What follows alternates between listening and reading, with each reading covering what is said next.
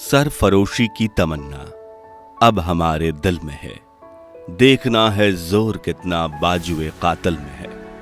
दोस्तों, ये लफ्ज उस महान क्रांतिकारी के जिनके नाम सुनकर अंग्रेज वास्तव में थर थर कांपने लगते थे, जिन्होंने न केवल ब्रिटिश हुकूमत के खिलाफ हथियार उठाए बल्कि अपनी कलम से देश में युवा क्रांतिकारियों में आजादी को लेकर ऐसा जोश और जुनून उजागर किया जो अंग्रेजों को देश से बाहर खदेड़ फेंकने के बाद ही शांत हुआ, और जिनके साहस, बलिदान और शौर्य की गाथा सुनकर आज भी हमारे रोंगटे खड़े हो जाते हैं और सीना गर्व से चौड़ा हो जाता है। महज 23 साल की उम्र में ब्रिटिशर्स के घुटने टेकने पर मजबूर कर देने वाले और इनकलाब जिंदाबाद का नारा लगाकर खुशी खुशी फांसी के फंदे को चूमने वाले शहीद आजम भगत सिंह किसी पहचान के मोहताज नहीं है। लेकिन क्या आप जानते हैं कि वीर भगत सिंह और राजगुरु ने ब्रिटिश अधिकारी जॉन सॉन्डर्स की हत्या गलती से कर दी थी और असल में उनका टारगेट कोई और था। लेकिन कौन और क्यों? असेंबली में बम फेंकने के बाद भगत सिंह ने खुद अपने आप को गिरफ्तार करवाया और महज 21 साल की उम्र में अपनी मौत की तिथि लिख दी। आखिर इतना बड़ा बलिदान देने के पीछे क्या वजह थी? और दुख की बात तो यह है कि महात्मा गांधी भगत सिंह की फांसी रुकवा भी सकते थे, लेकिन उन्होंने ऐसा नहीं किया। मगर क्यों? जानेंगे वीर भगत सिंह की इस रोंगटे खड़ी कर देने वाली जीवनी में। लेकिन उसके पहले हर भारतीय उनकी याद में कमेंट बॉक्स में इनकलाब जिंदाबाद जरूर लिखे। 27 सितंबर 1907 के दिन पंजाब के लायलपुर जिले के बंगा गांव में रहने वाले एक सिख परिवार में भगत सिंह का जन्म होता है। उनके पिता सरदार किशन सिंह, चाचा अजित सिंह और स्वर्ण सिंह उस वक्त ब्रिटिश हुकूमत के कॉलोनाइजेशन बिल का विरोध करने के कारण जेल की सजा काट रहे थे। भगत सिंह का पूरा परिवार आजादी के संघर्ष में शामिल था। उनका पूरा बचपन स्वतंत्रता सेनानियों के बीच गुजरा। उन्होंने अपने पिता के साहस, बलिदान और देशभक्ति जैसे गुण सीखे।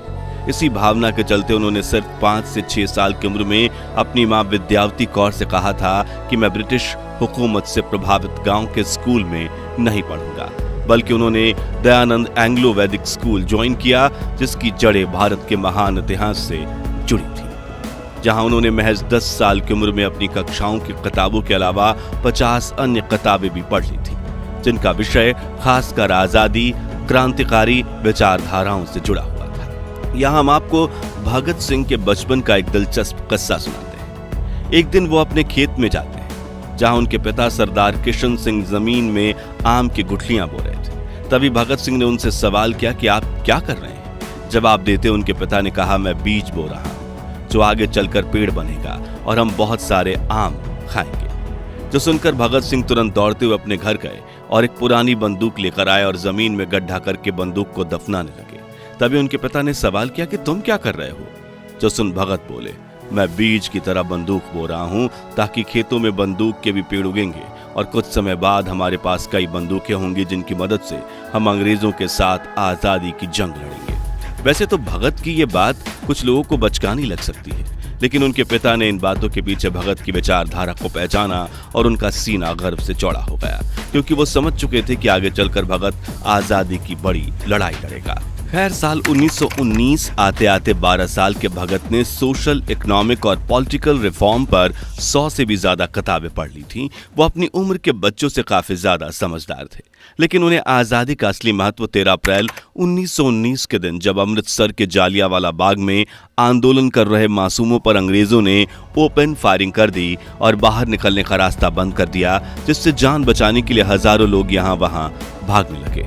कुछ लोग तो जालियांवाला बाग के कुएं में भी कूद गए और तड़प तड़प कर मर गए, और कुछ का शरीर गोलियों से छलनी हो गया। आजादी की लड़ाई के इस काले दिन पर करीब 1500 लोगों ने अपनी जान गंवाई थी, और इस बारे में खबर मिलते ही 12 साल के भगत 40 किलोमीटर पैदल चलकर जालियांवाला बाग पहुंचे और खून से लथपथ देशवासियों को तड़प कर मरता देख उनकी रूह कांप उठी। भगत सिंह ने देश की आजादी को ही अपने जीवन का एकमात्र लक्ष्य तभी बना लिया। वो एक कांच की बोतल में खून से रंगी मिट्टी भरकर अपने घर ले आए। तभी उनकी बहन ने पूछा कि तुम इतनी देर कहां गायब थे? तो भगत सिंह मिट्टी दिखाकर बोले, ये मेरे उन शहीद देशवासियों का खून है जिन्हें अंग्रेजों ने बेरहमी से मार दिया। मैं इनकी मौत का बदला लूंगा और अंग्रेजों को भारत से बाहर खदेड़ फेंकूंगा। जब भगत सिंह आजादी की लड़ाई के लिए तैयार थे, लेकिन उन्हें कोई राह नहीं दिखाई दे रही थी। इसी बीच 5 सितंबर 1920 के दिन गांधी जी ने असहयोग आंदोलन की शुरुआत की।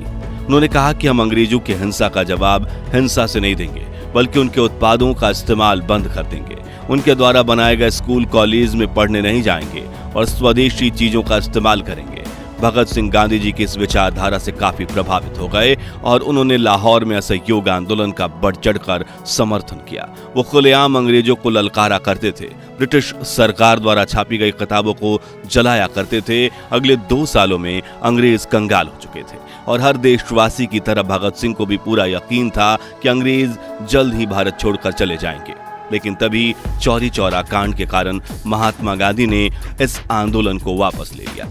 तब भगत सिंह ने काफी निराशा महसूस की और उन्होंने आजादी के लिए क्रांतिकारी मार्ग चुना, क्योंकि वो समझ चुके थे कि अगर हम अहिंसा के नाम पर कमजोर पड़ेंगे तो अंग्रेज हमें कभी आजाद नहीं होने देंगे।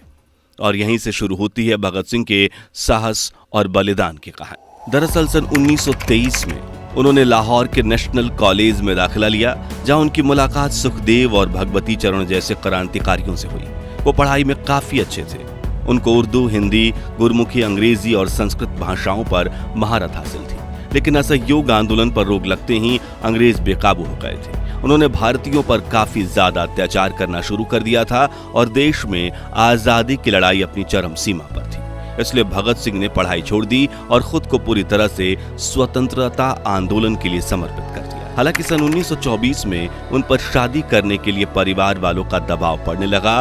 तभी भगत सिंह ने यह कहते हुए घर छोड़ दिया कि यदि मैं भारत की आजादी से पहले विवाह करूंगा तो मौत ही मेरी दुल्हन होगी, और वो कानपुर आ गए। भगत सिंह का मानना था कि देश का युवा आजादी की लड़ाई में बड़ी भूमिका निभा सकता है, इसलिए वो बगावत करने के लिए लाखों युवाओं को अपनी तरफ करना चाहते थे। लेकिन उनके पास युवाओं तक अपनी बात पहुंचाने के लिए कोई माध्यम नहीं था।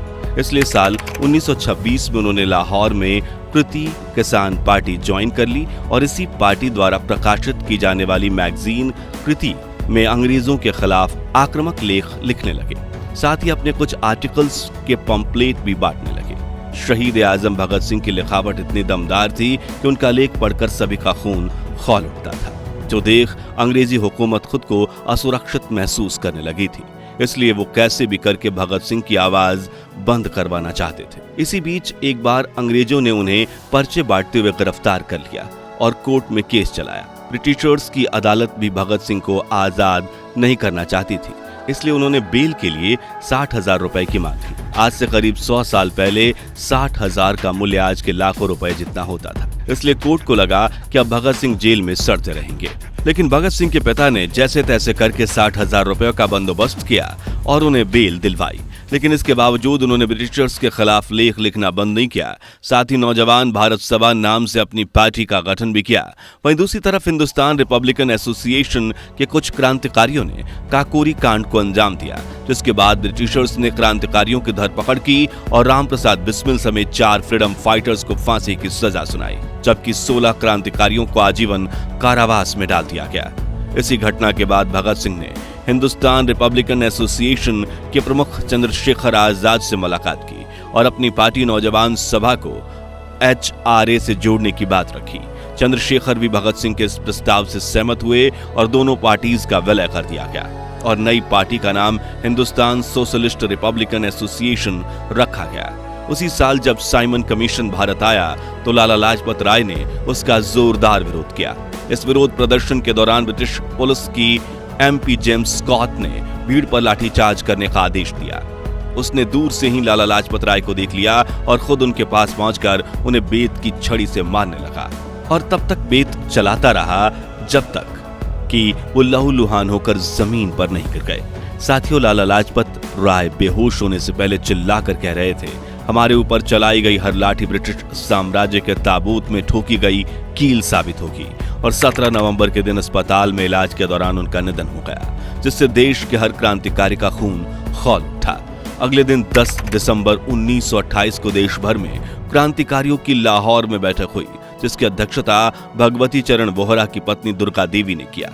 इस बैठक में तय हुआ कि लाला जी की मौत का बदला लिया जाएगा और ये जिम्मेदारी भगत सिंह, सुखदेव, चंद्रशेखर आजाद और जयगोपाल ने ली। इन चारों ने उस जगह का दौरा किया जहां उन्हें स्कॉट को मारना था और स्कॉट की गाड़ी का नंबर बताते हुए जयगोपाल को थाने के बाहर पहरा देने के लिए तैनात किया गया।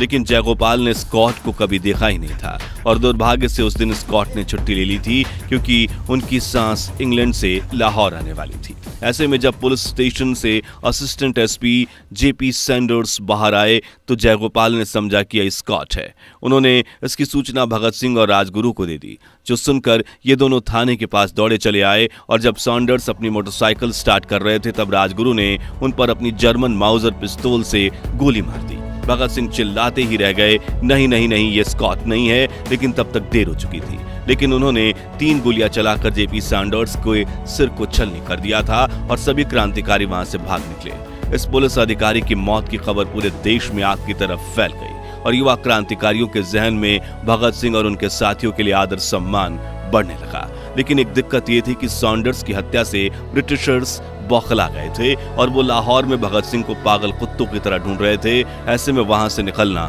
जरूरी था, इसलिए भगत सिंह ने दुर्गा देवी से मदद मांगी। भगत सिंह ने अंग्रेजी पोशाक पहनी और एक पतली सी मूंछ रखी और टोपी पहनकर एक जेंटलमैन के रूप में तैयार हुए। दुर्गा देवी उनकी पत्नी बनी और राजगुरु ने उनके नौकर का भेष धारण किया।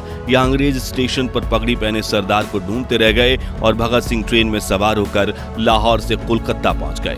कलकत्ता में कुछ दिन रहने के बाद भगत सिंह आगरा आए, जहां उन्होंने हींग की मंडी मोहल्ले में 2 घर किराए पर लिए, जहां उनकी अपने साथियों के साथ कई लंबी मीटिंग्स हुई। सबका मानना था कि सत्या का वो असर नहीं हुआ जिसकी उम्मीद वो सभी कर रहे थे। उन दिनों असेंबली में 2 बिलों पर चर्चा होनी थी। एक था पब्लिक सेफ्टी बिल, जिसमें सरकार को बिना मुकदमा चलाए किसी को भी गिरफ्तार करने का अधिकार दिया गया था। दूसरा था ट्रेड डिस्प्यूट बिल, जिसमें श्रमिक संगठनों को हड़ताल करने की मनाही हो गई थी। तब भगत सिंह ने निर्णय लिया कि अब कुछ बड़ा करना होगा और बड़े से उनका मतलब था अपने प्राण की आहुति देना, ताकि युवा क्रांतिकारियों का खून खौल उठे और देश में स्वतंत्रता संग्राम की रफ्तार बढ़े। साथियों, जरा सोचिए, 22 साल का लड़का खुद अपनी मौत की कहानी लिख रहा था, लेकिन कैसे? तो उन्होंने बटुकेश्वर दत्त को अपने साथ लिया।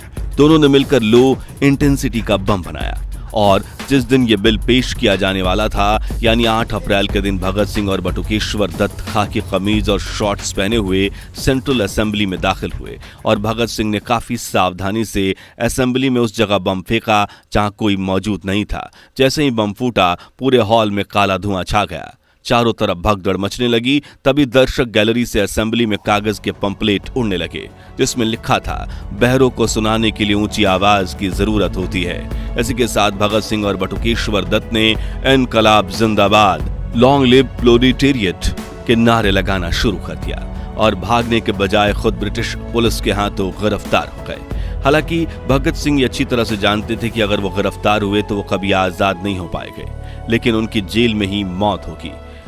उन्होंने देश के लिए अपने प्राणों को दांव पर लगा दिया। वो कहते थे कि मेरे खून का एक एक कतरा इनकलाब लाएगा। चलिए अब जानते हैं गिरफ्तारी के बाद जेल में वीर भगत सिंह के साथ क्या क्या हुआ। तो भगत सिंह पर असेंबली बम केस और सैंडर्स की हत्या को लेकर लाहौर कॉन्स्पिरेसी केस चलाया गया और जब तक फैसला आए तब तक उन्हें कैद में रखा गया। लेकिन जेल में रहकर भी भगत सिंह ने आजादी की लड़ाई जारी रखी। उन्होंने सबसे पहले जेल में भारतीय कैदियों और अंग्रेजी कैदियों के बीच हो रहे भेदभाव के खिलाफ भूख हड़ताल शुरू कर दी। शुरुआत में तो अंग्रेजों को लगा कि ये लोग कुछ दिन में खाने लगेंगे, लेकिन 1 दिन बीता, 2 दिन बीता और देखते ही देखते 64 दिन बीत गए, लेकिन भगत सिंह की भूख हड़ताल नहीं टूटी। इनका वजन कम होता जा रहा था और अंग्रेजों को डर था कि कहीं इनकी अगर जेल में मौत हो गई तो बाहर लोगों में इतना आक्रोश बढ़ जाएगा कि वो ब्रिटिश हुकूमत को कुचल देंगे। लेकिन भगत सिंह डटे रहे। जेल में उन्होंने फिर से किताबें पढ़ना शुरू किया और 2 साल में 300 किताबें पढ़ ली। साथ ही जेल के बाहर युवा क्रांतिकारियों को जागृत करने के लिए वो नियमित रूप से लेख भी लिखा करते थे। वो कहते थे कि राख का हर एक कण मेरी गर्मी से गतिमान है, मैं एक ऐसा पागल हूं जो जेल में भी आजाद हूं। इस बीच 7 अक्टूबर 1930 के दिन सैंडर्स की हत्या के जुर्म में भगत सिंह, राजगुरु, सुखदेव को फांसी की सजा सुनाई गई और 24 मार्च 1931 के दिन इन्हें फांसी दी जानी थी। यह खबर सुनकर देश में शोक की लहर दौड़ गई, लेकिन भगत सिंह के सिर पर एक शिकन तक नहीं आई। उस दौरान भगत सिंह ने एक बात कही थी, वे मुझे मार सकते हैं लेकिन वो मेरे विचारों को नहीं मार सकते। वे मेरे शरीर को कुचल सकते हैं लेकिन वो मेरी आत्मा को कुचलने में सक्षम नहीं होंगे। हालांकि देशवासियों को ब्रिटिश सरकार का यह फैसला मंजूर नहीं था। देश भर में हाहाकार मच चुका था, हर तरफ विरोध प्रदर्शन हो रहा था। जैसे जैसे तारीख नजदीक आ रही थी, विरोध प्रदर्शन आक्रामक रूप ले रहे थे और ब्रिटिश सरकार भी डर के मारे कांप रही थी और उन्हें यह डर था कि कहीं लोग जेल पर हमला ना कर दे और स्थिति उनके कंट्रोल से बाहर ना निकल जाए। इसलिए उन्होंने आनन फानन में भगत सिंह, राजगुरु और सुखदेव को फांसी देने की तारीख 24 की जगह 23 मार्च कर दी। बताया जाता है कि जब पुलिस अधिकारी भगत सिंह को फांसी के लिए लेने पहुंचे थे, तब वो खुशी खुशी उनके साथ चल पड़े और फांसी के वक्त भगत सिंह ने अपने हाथ पर रस्सी बांधने और चेहरे को काले कपड़े से ढकने के लिए साफ साफ मना कर दिया था। उन्होंने अपनी मां को वचन दिया था कि जब भी उन्हें फांसी होगी तो वो फांसी के तख्ते से इनकलाब जिंदाबाद का नारा लगाएंगे। उन दिनों लाहौर जिला कांग्रेस के सचिव पिंडी दास सोंधी का घर लाहौर सेंट्रल जेल के बिल्कुल लगा हुआ था और ये जानकर आपके रोंगटे खड़े हो जाएंगे कि फांसी के वक्त भगत सिंह ने इतनी जोर से इनकलाब जिंदाबाद का नारा लगाया था कि उनकी आवाज सोंधी के घर तक सुनाई दी थी। इस तरह भारत माता के इस वीर सपूत को वीर गति प्राप्त हुई और उनके इस बलिदान ने भारत के युवा क्रांतिकारियों में आजादी की एक अलग जोश और जुनून को भर दिया और ये जोश तब तक शांत नहीं हुआ जब तक देश को आजादी नहीं मिली। खैर, क्या आप जानते हैं कि महात्मा गांधी भगत सिंह की फांसी रुकवा सकते थे, लेकिन उन्होंने ऐसा नहीं किया। मगर क्यों?